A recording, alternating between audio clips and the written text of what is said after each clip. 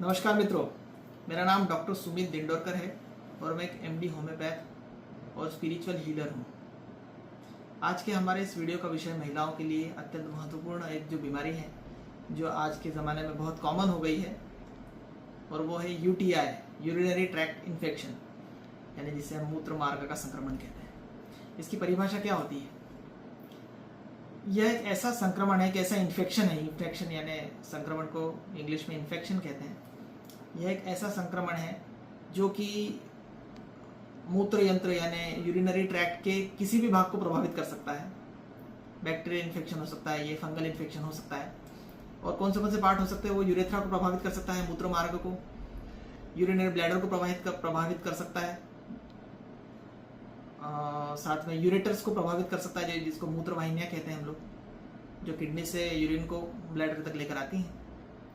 और कभी कभी ये किडनी यानी गुर्दे तक भी पहुंच जाता है। और अधिकतर मामलों में ऐसा बोलते हैं, ऐसा प्रयोग में आया है कि ई कोलाई नाम का एक जो जीवाणु है, बैक्टीरिया है, वो बहुत बड़ा कारण है यूरिनरी ट्रैक्ट इन्फेक्शन का, यूटीआई का। अब इसके क्या क्या प्रकार हो सकते हैं? तो इसके लगभग मोटे मोटे चार प्रकार बताए गए। यूरेथ्राइटिस यानी कि केवल जिसमें मूत्र मार्ग का संक्रमण हो, यूरेथ्रा का ही इन्फेक्शन हो, जिसमें बर्निंग ज़्यादा होगी। सिस्टाइटिस यानी यूरिनरी ब्लैडर का इन्फेक्शन हो, जिसके अंदर पाइलोनेफ्राइटिस यानी जो कि गुर्दों तक पहुंच चुका है, किडनी तक पहुंच चुका है जो संक्रमण, उसको पाइलोनेफ्राइटिस कहते हैं। ये थोड़ा गंभीर प्रकार होता है। बाकी शुरुआत के जो दो मैंने बताया, यूरेथ्राइटिस और सिस्टाइटिस, ये थोड़ा सा नॉर्मल और सबसे कॉमन एवरेज खतरे वाले संक्रमण रहते हैं। और एक इस प्रकार का रहता है जो कि एसिम्प्टोमेटिक रहता है, बैक्टीरियल यूरिया, जिसमें कोई सिम्टम्स नहीं आते, केवल यूरिन के अंदर बैक्टीरिया रहते हैं। आइए हम लोग जानते हैं कि इसके रीज़न क्या होते हैं। क्योंकि हम लोग जानते हैं बैक्टीरियल इन्फेक्शन है, यूरिनरी ट्रैक्ट इन्फेक्शन है, नाम में ही है इन्फेक्शन। बार बार कीटाणुओं के संपर्क में आने के कारण कीटाणु वहाँ पर रहने के घर बना लेते हैं, वो इन्फेक्शन क्रिएट करते हैं, उनकी कॉलोनीज तैयार हो जाती हैं। और बैक्टीरिया आने के जो कारण हैं वो है ही कि साफ सफाई की कमी, हाइजीनिक कंडीशन मेंटेन नहीं कर पाना। फीमेल्स के साथ में अधिकतर फीमेल्स तो साफ सुथरी रहती है, पर कुछ महिलाएं ऐसी रहती हैं जो या तो समय नहीं दे पाती हैं या कोई दूसरे अन्य कारणों से प्रॉपर साफ सफाई नहीं हो पाती है। कई महिलाओं को जानकारी भी नहीं रहती है कि अपने यूरिनरी ट्रैक्ट या फिर मूत्र मार्गों को किस प्रकार साफ रखा जाए। लैक ऑफ अवेयरनेस भी आता है इसके अंदर, क्योंकि वो स्थान इस प्रकार से है कि उसको प्रॉपरली उसकी सफाई करना थोड़ा सा कठिन हो सकता है कुछ महिलाओं के लिए। वो बड़ा कारण रहता है। एक सबसे बड़ा रीज़न आता है कि जो फीमेल्स सेक्सुअली एक्टिव हैं, ऐसी महिलाएं, तो उनको ये जो इन्फेक्शन है वो उनके पार्टनर्स, मेल पार्टनर्स के से आता है ये इन्फेक्शन। तो यदि मेल पार्टनर्स जो उनके हैं, जो सेक्सुअल पार्टनर्स हैं मेल उनके, वो यदि प्रॉपर क्लीनिंग, प्रॉपर हाइजीन उनके पार्ट में ना रखेंगे तो महिलाओं को इन्फेक्शन होने की पॉसिबिलिटी बहुत ज़्यादा रहती है। इसके अंदर सिम्टम्स क्या क्या आते हैं? बर्निंग, यूरिन के साथ में बर्निंग होती है। कुछ महिलाओं को वाइट डिस्चार्ज, जिसको ल्यूकोरिया कहते हैं, जो गाढ़ा हो सकता है, जो क्रीमिश हो सकता है, और कुछ अधिकतर मामले में पतला रहता है। ऑफेंसिव हो सकता है, स्मेल आती है कई बार। ऐसे कुछ स्पेसिफिक केसेस के अंदर ल्यूकोरिया से स्मेल आती है, इसको ऑफेंसिव बोलते हैं हम लोग, इन्फेक्शन जब ज़्यादा थोड़ा सा हो जाता है। और पेट दर्द, जो पेल्विक रीजन है, लोअर एब्डोमेन, उसमें पेन होता है, इचिंग होती है, बर्निंग होती है यूरिनरी रीजन में, रेडनेस हो जाती है, जो एरिया है, वल्वाज वाला जो एरिया है। तो ये कॉमन सिम्टम्स है। हम लोगों ने अभी फिजिकल उसके रीज़न देखें।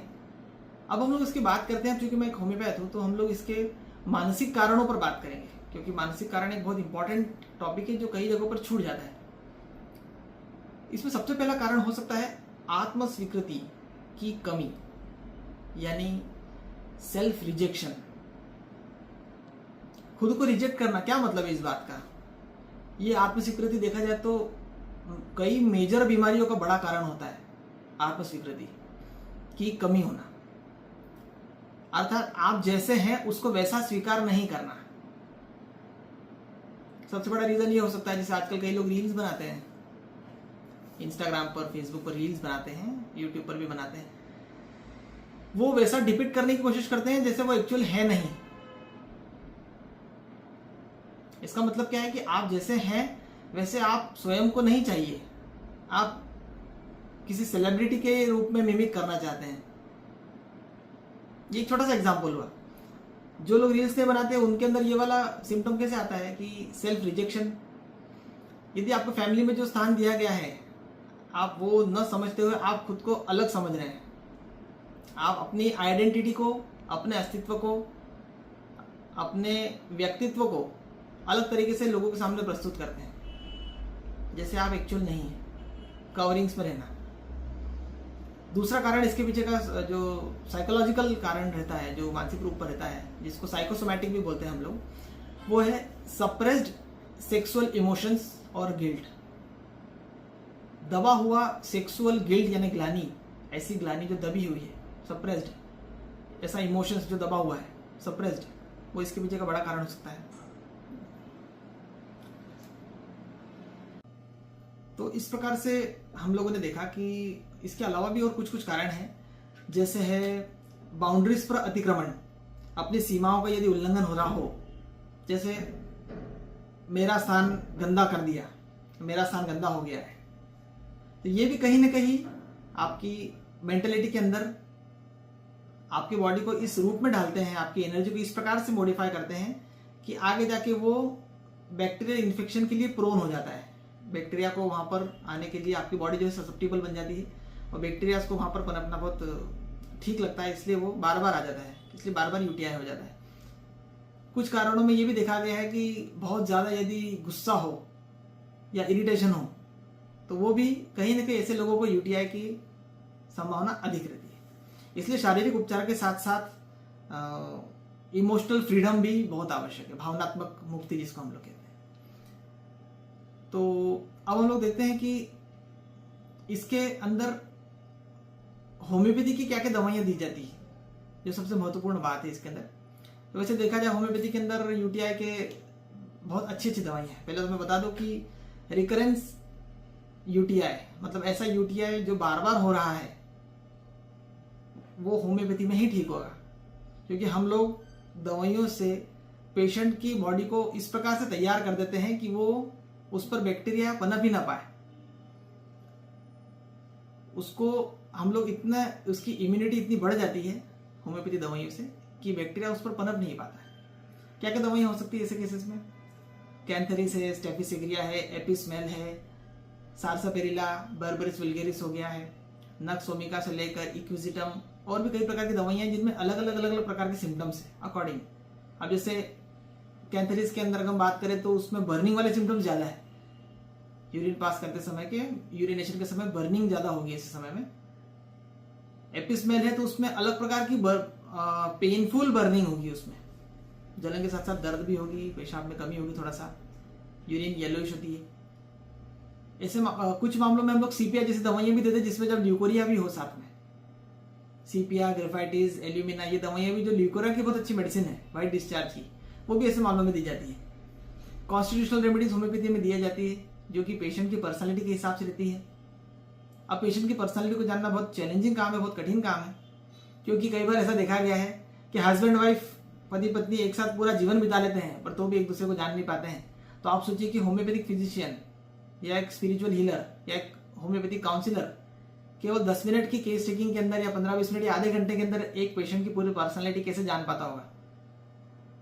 तो धीरे धीरे करके हम लोग को कॉन्स्टिट्यूशन के अलग अलग आयाम समझ में आते हैं कि सामने वाला पेशेंट 2-3 बार आने पर धीरे धीरे समझ में आता है उसके पैसे, उसके वो किस तरीके से बात कर रहा है, उसके बैठने का तरीका कैसा है, किस प्रकार से चीज़ों का हैंडल करता है, क्वेश्चंस पूछे जाने पर उसका रिएक्शन क्या रहता है, रिएक्शन टाइम क्या रहता है और क्या रिएक्ट करता है, बैठते समय चेयर को खींच के बैठ रहा है या थोड़ा दूर बैठ रहा है, किस कलर के कपड़े पहने हैं, उसकी पसंद क्या है, फिजिकल जनरल, मेंटल जनरल, ये पूछे जाते हैं।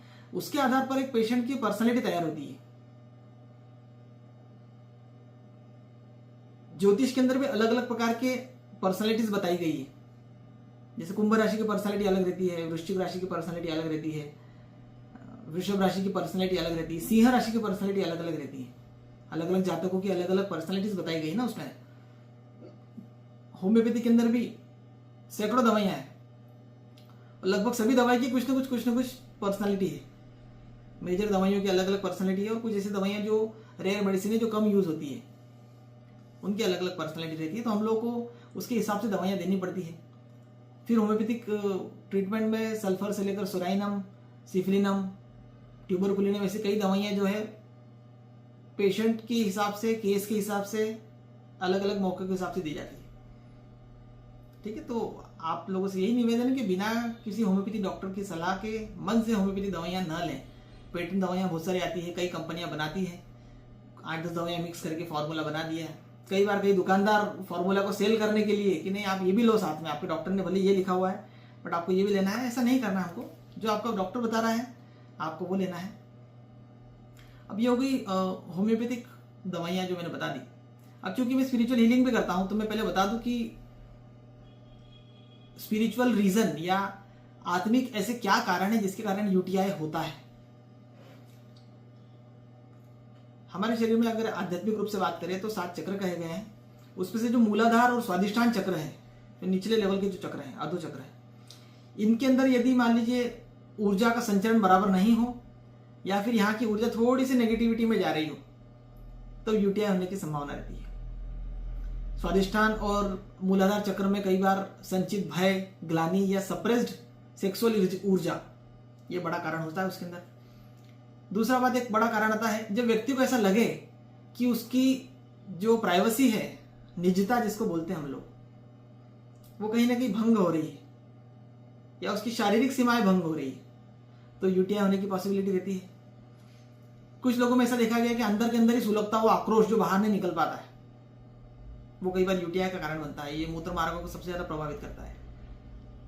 एक और सबसे बड़ा कारण है जो मैं बता रहा था कि पवित्रता की का बोध, कि मैं पवित्र नहीं हूं, स्वयं को गंदा मानना, अशुद्ध मानना, स्वयं को हीन मानना। जो मैंने बताया था ना कि आत्मस्वीकृति की कमी, ठीक है, जैसे आप हैं वैसे खुद को स्वीकार नहीं करना और कई मामलों में तो खुद को गंदा समझना, ये एक अपराध बोध क्रिएट होता है, ऐसे ग्लानि क्रिएट होती है। आपकी जो यौन ऊर्जा है, आपकी जो सेक्सुअल एनर्जी है, आपकी जो स्पिरिचुअल एनर्जी है, कहीं ना कहीं वो अपराध बोध की भावना से ग्रस्त होती है, वो भी आगे जाके यूटीआई में कन्वर्ट होती है।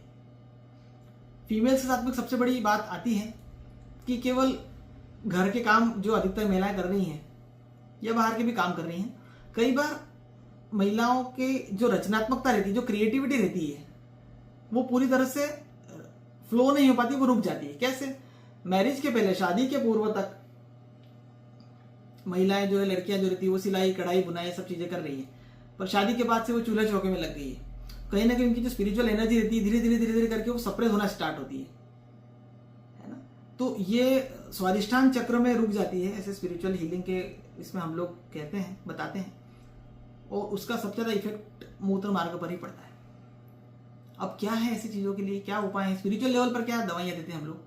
कई बार ऐसा होता है होम्योपैथिक दवाइयां देने के बाद भी आराम मिल जाता है, पर कुछ % लोगों के अंदर 10 में से 8 लोग तो ठीक हो जाएंगे आपकी होम्योपैथिक मेडिसिन से, क्योंकि होम्योपैथिक दवाइयां जो है जो स्पिरिचुअली काम करती है।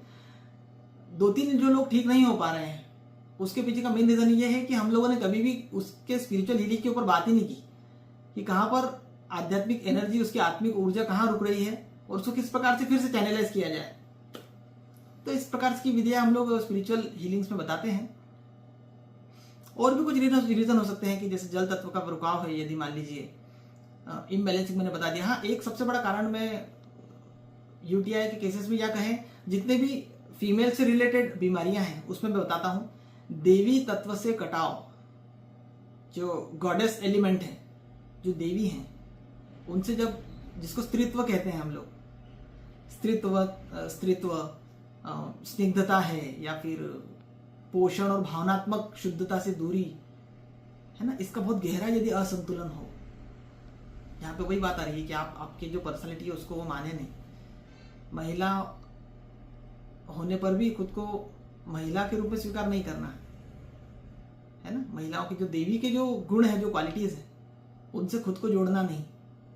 ये हालांकि बहुत बड़ी बात है, ये केवल कुछ सेंटेंस में मैं इस चीज को परिभाषित नहीं कर सकता, ये समझने वाली बात है। एक कारण ये भी रहता है कि आपके मन में कुछ जमा हुआ ऐसा है अनकहा, आप कुछ बोलना चाह रही हैं पर आप बोल नहीं पा रही हैं। वही एनर्जी कहीं ना कहीं नीचे जाकर मूत्र प्रणाली को अवरुद्ध करती है और यूटीआई का कारण बनती है। स्पिरिचुअल मेथड्स हम लोग ऐसे केसेस में करते हैं, मैं शॉर्ट में बताऊंगा। हम लोग ऐसे समय में स्वादिष्टान चक्र का ध्यान करवाते हैं, स्वादिष्टान चक्र के ऊपर कुछ विशेष बीज मंत्रों के साथ में ध्यान करवाते हैं, विशेष धारणा करवाते हैं। एक शिव जल की प्रार्थना है, बहुत अच्छी प्रार्थना है, वो हम लोग पेशेंट लोगों को बताते हैं यूटीआई के केसेस में। कुछ विशेष रूप से चामुंडा माता का बीज मंत्र बताया जाता है ताकि जिन महिलाओं में देवी तत्व से जुड़ाव नहीं हो पा रहा है वो जुड़ाव फिर से पहले जैसा शुरू हो सके, रिस्टोर हो सके। कुछ मामलों में हम लोग आदिशक्ति जगदम्बा जो है उनका बीज मंत्र बताते हैं, जो आदिशक्ति है। कुछ लोगों को EFT बताई जाती है, कुछ लोगों को जल शुद्धि कपाल साधना बताई जाती है, क्योंकि जल शुद्धि कल्पना साधना बताई जाती है ऐसे लोगों को। इसके अलग अलग मेथड्स है, मैं शॉर्ट में बता पाऊंगा। एक देवी पूजन हेतु सिंदूरी जल अर्पण करने की विधि बताई जाती है। इन विधियों को साथ में करते रहना पड़ेगा आपको, साथ में होम्योपैथी दवाई भी अगर आप लेंगे। और एक बहुत बड़ा पोर्शन यहाँ पर दो बातें और आ रही हैं। एक्सरसाइज, लैक ऑफ एक्सरसाइज के कारण जो इम्यूनिटी कम हो रही है उसके लिए भी आपको प्रॉपर एक्सरसाइज करने के हम लोग तरीके बताते हैं। प्राणायाम कराया जाता है ताकि आपकी इम्यूनिटी बढ़े, भरपूर मात्रा में ऑक्सीजन मिले बॉडी को, वो बहुत जरूरी चीज है। वजन कम करवाया जाता है फीमेल्स का, वजन कम कराने के लिए प्रॉपर डाइट और एक्सरसाइज का पूरा फ्लो बताया जाता है। और एक और पोर्शन केवल यूटीआई के लिए महिलाओं को ही सब कुछ करना है ऐसा नहीं है। उनके जो हस्बैंड्स हैं या मेल पार्टनर्स जो है उनके सेक्सुअल पार्टनर, वो उनको भी बताया जाता है कि वो भी हाइजीन मेंटेन करें ताकि इन्फेक्शन स्प्रेड ना हो। ठीक है, तो आज के वीडियो में बस इतना ही। आने वाले वीडियो में जल्दी हम लोग मिलेंगे और किसी विशेष विषय पर, किसी विशेष बीमारी पर चर्चा करेंगे। उसके बारे में स्पिरिचुअली क्या हम लोग बात कर सकते हैं वो करेंगे। ये वीडियो आप लोगों को कैसा लगा कमेंट में अवश्य लिख के बताइएगा, और वीडियो को लाइक करें, शेयर करें, चैनल को सब्सक्राइब करें। आपका आने वाला समय शुभ हो। नमस्कार।